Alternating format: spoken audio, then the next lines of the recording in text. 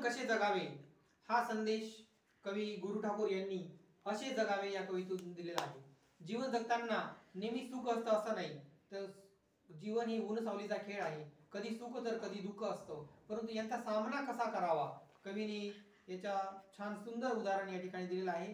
चला आपण बघूया कवीचा संदेश या कवितेमधून। असे जगावे आमचे इयत्ता 7वीचे विद्यार्थी आपल्याकडे सादर करत आहेत कविता असे जगावे।